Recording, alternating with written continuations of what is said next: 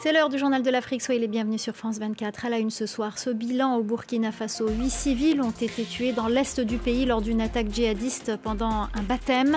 2 autres attaques ont également eu lieu dimanche dans le nord du pays. Nous évoquerons entre autres la question sécuritaire avec notre invité, le ministre burkinabé de l'Éducation, porte-parole du gouvernement, Lionel Bilgo. La condamnation par l'ONU des violences contre les migrants par le Maroc et l'Espagne à Melilla, cette enclave espagnole située sur le territoire marocain. Son porte-parole, Stéphane Dujarric, dénonce un usage excessif de la force ayant entraîné des dizaines de morts. Il appelle à l'ouverture d'une enquête. Et puis nous irons en Égypte où le gouvernement a ordonné aux habitants d'une trentaine de maisons-bateaux d'évacuer les lieux au plus tard le 4 juillet. Les occupants de ces maisons flottantes ne comprennent pas cette décision. Reportage à suivre. Les victimes participaient à un baptême lorsque des hommes armés ont fait irruption et leur ont tiré dessus. Une attaque menée par des djihadistes présumés dans une localité située dans une province dans l'est du Burkina Faso. 2 autres attaques ont été menées ce dimanche dans le nord du pays. La situation sécuritaire reste très préoccupante et pour en parler, nous recevons ce soir Lionel Bilgo, ministre burkinabé de l'Éducation, porte-parole du gouvernement. Merci beaucoup d'être avec nous sur ce plateau. Alors, je parlais de cette attaque. On voit que les attaques ne cessent pas, qu'elles se multiplient. Où en est la situation sécuritaire dans votre pays depuis la prise de pouvoir du lieutenant-colonel Damiba? Oui, c'est vrai. On peut remarquer que les attaques se multiplient, mais on peut aussi dire que ce sont des attaques de représailles, du fait donc de la montée en puissance de l'armée burkinabé, de la nouvelle stratégie mise en pratique depuis 1 an et demi par l'armée burkinabé, qui a quand même opéré une saignée très dure dans les rangs des terroristes. On voit vraiment que les terroristes sont acculés et malmenés dans certaines zones de notre pays. Et donc, ça amène en tout cas à des actions de représailles. Quand on voit la violence des attaques, quand on voit l'ignominie de ces attaques-là, on peut dire qu'on ne les avait jamais vues. En tout cas, il n'y a plus de tri sélectif. On ne s'attaque plus qu'à l'armée, qu'à des militaires, mais tout simplement à des civils qui n'ont rien fait que de vivre paisiblement dans leur localité.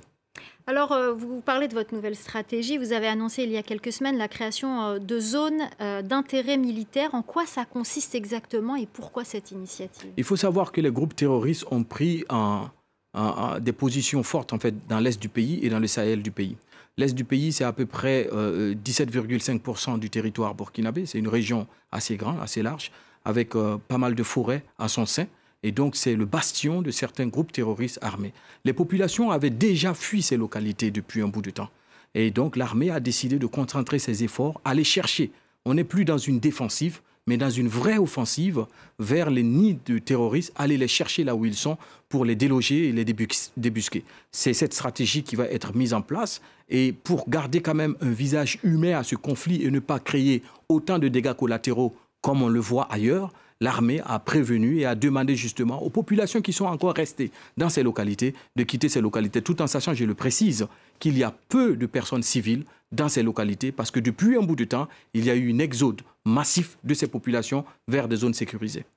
Alors la transition a été fixée à 36 mois par des assises nationales. La CEDEAO préconise une période de transition acceptable. Le sommet de l'organisation ouest-africaine est prévu ce dimanche 3 juillet. Comment l'appréhendez-vous ? Écoutez, au niveau du gouvernement burkinabé, nous sommes dans une sérénité sans pareil. Parce que nous l'avons toujours dit, la CEDEAO est un bel instrument que le Burkina Faso voudrait encore voir agir en son sein et agir au sein de la CEDEAO. Nous ne comptons pas nous mettre en marge de l'organisation internationale ou des institutions internationales. Nous voulons tout simplement que le cas du Burkina soit étudié de façon minutieuse et avec une objectivité sans pareil. C'est pour ça que le Burkina Faso a demandé à la CEDEAO de venir sur le terrain et de constater d'elle-même les difficultés que nous avons. La question qui se pose sur la durée, effectivement, le terme acceptable, nous l'avons demandé. Il faut mettre du contenu dans ce terme acceptable-là. Et je crois que la CEDEAO est dans une bonne prédisposition. Le Burkina aussi. Les discussions se sont menées de façon apaisée, de façon consensuelle. Et je crois fermement que nous tendons vers vraiment une solution consensuelle pour permettre au Burkina Faso d'exister encore et à la CEDEAO de participer à l'effort de guerre que fait le Burkina Faso depuis bientôt quelques mois. En tout cas, on suivra ce sommet de la CEDEAO qui aura lieu ce dimanche 3 juillet. Alors, on en parlait tout à l'heure hors plateau. le terrorisme, l'insécurité ne provoque pas que des bilans humains, des morts, même si c'est déplorable et c'est un drame, ça provoque d'autres conséquences graves, comme par exemple les luttes intercommunautaires, des tensions intercommunautaires. Récemment, des appels à la violence à l'encontre de certaines communautés ont circulé sur les réseaux sociaux. Votre gouvernement a rapidement réagi par un communiqué. Vous avez peur de que cette insécurité finisse par menacer la cohésion sociale au Burkina Faso? Vous savez, au Burkina Faso, nous faisons face à deux guerres. Une première guerre qui est le terrorisme connu de tous, et une deuxième guerre qui est une guerre fratricide, une fracture sociale qui dure depuis des années, que nous transmettons de père en fils, de façon héréditaire. Et il nous faut, ensemble, avec la plus grande volonté, mais aussi le plus grand courage, affronter ce démon de conflit fratricide pour aller vers véritablement une réconciliation. Soignons nos plaies et regardez l'objectif principal qui est de maintenir l'unicité de notre territoire. Et vous savez, tant qu'on ne va pas prendre ce problème à bras le corps, et tant que la communauté internationale, dans son ensemble, ne va pas se pencher sur le cas du Sahel, je pense que nous courons vers de grands drames. Comme vous l'avez dit tout à l'heure, il n'y a pas que les morts, il y a aussi ces personnes-là qui sont dans une misère inouïe du fait de l'insécurité, mais qui ne sont pas tout à fait vivantes, parce que tout simplement, ils sont dans une déshumanisation totale. Il est important, et je profite de votre plateau pour lancer un plaidoyer, que le monde entier se tourne vers cette région qu'est le Sahel. Le Sahel, la zone des trois frontières, les trois pays, ça fait à peu près 69 millions d'habitants. L'Ukraine à côté, ça fait 43 millions d'habitants, un peu plus de 43 millions d'habitants. En l'espace de 7 ans, le Sahel avait besoin de 2,1 milliards d'euros pour juguler, réguler, stopper la montée en puissance des terroristes. Le Sahel ne l'a pas eu. En l'espace de 2 mois de conflit russe, le G7 et l'ensemble de l'Union européenne ont mobilisé près de 13 milliards d'euros pour l'aide humanitaire en Russie. Et encore, asseyez-vous, madame, je vais vous dire une chose. Jamais un conflit n'a mobilisé autant de dons en armement, de facilité en acquisition de munitions et d'armement pour un seul pays en l'espace de si peu de temps. Alors que là, le Sahel crie au secours, cherche à s'armer, à s'outiller. Les armées du G5 Sahel cherchent à se doter de moyens beaucoup plus puissants. Mais malheureusement, il y a des difficultés sur son chemin. Il est important que l'on comprenne tous ensemble que tant que le Sahel ne sera pas en paix, aucun pays, aussi loin soit-il, ne sera en paix. Et j'ajoute que d'autres pays de la région sont menacés, ne l'oublions pas. On n'a malheureusement pas beaucoup de temps, donc j'ai encore une question à vous poser, notamment sur la rencontre entre le président Damiba et l'ancien président Roch Kaboré. Il semblait amaigri. Tout d'abord, comment va-t-il? Est-il libre de ses mouvements? Quel est son statut aujourd'hui? C'est vrai. La question du président Roch Marc Christian Kaboré est souvent posée, voire même instrumentalisée ou politisée. Il est important de rappeler que le président Roch Marc Christian Kaboré reste quand même une cheville fondamentale pour le retour à la réconciliation du Burkina Faso. Et ce geste qu'il a eu à faire d'humilité, de modestie, mais aussi d'engagement pour la paix au Burkina Faso, en allant saluer son homologue, le président Paul-Henri Sandaogo Damiba, est une leçon de vie que ces deux-là, ou ces trois-là, avec le président Jean-Baptiste, donnent à l'ensemble de la jeunesse burkinabé. Je voudrais dire ici, encore une fois, qu'il est primordial et important que l'on oublie nos égos démesurés, que l'on oublie nos menus conflits personnels et que l'on pense à l'intérêt supérieur du pays qu'est le Burkina Faso. Ce qui se joue dans notre pays, c'est le péril ultime même de notre nationalité de burkinabé. Il est important que ces personnes-là se saluent, qu'ils se donnent la main, afin que les jeunes qui sont engagés derrière eux en chien de faïence et qui se regardent, puissent ensemble embaucher le même pas et engager cette réconciliation qui est nécessaire. C'est vrai. Le président Roch Marc Christian Kaboré a une sécurité fondamentale autour de lui, mais les discussions se poursuivent, les discussions se font et le lien se fait, la preuve en image ici que vous l'avez vu. Alors il est en résidence surveillée ou pas? Quel est son statut officiel? Il y a une sécurité autour justement du président Roch Marc Christian Kaboré. Vous savez que ce n'est pas n'importe qui. Il a occupé des hautes fonctions dans notre pays. Et ce qui s'est passé récemment autorise, ou en tout cas est un devoir pour le gouvernement, d'assurer sa sécurité. Et si vous savez que le président Roch Marc Christian Kaboré a pu rejoindre donc sa résidence de la Padoue et pas cette résidence qui avait été choisie par le gouvernement, c'est parce que le dialogue n'a jamais été rompu. Merci beaucoup en tout cas d'être venu nous voir. Merci infiniment. Je rappelle que vous êtes le ministre de l'Éducation et porte-parole du gouvernement. Merci beaucoup Lionel Bilgo. Et votre message à la communauté internationale est passé. L'ONU qui dénonce un usage excessif de la force contre des migrants par le Maroc et l'Espagne en fin de semaine dernière à Melilla, l'enclave espagnole sur le territoire marocain. Un usage de la force qui s'est traduit par la mort de dizaines de personnes. Le porte-parole de l'ONU, Stéphane Dujarric, s'est dit choqué par les images de ces violences et appelle à l'ouverture d'une enquête.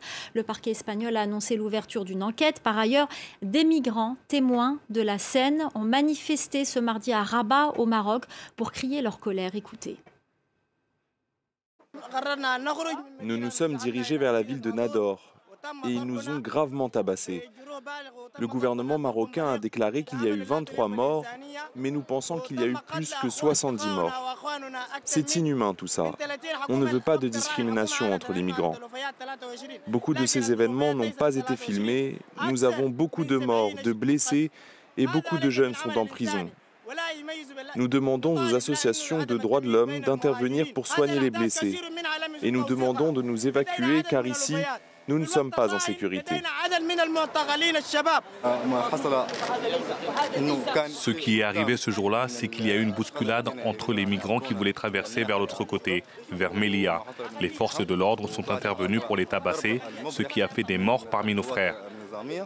Nous demandons de voir les corps et de les identifier pour informer leurs familles au Soudan de ce qui s'est passé. Le climat préélectoral reste très tendu au Sénégal. À moins d'un mois du scrutin législatif, un tribunal de Dakar a condamné mardi à une peine de 6 mois de prison avec sursis un député d'opposition pour avoir bravé une interdiction de manifester et relaxé dans le même dossier une autre députée. Ils avaient été arrêtés le 17 juin dernier lors d'une manifestation à l'appel de l'opposition qui avait été interdite.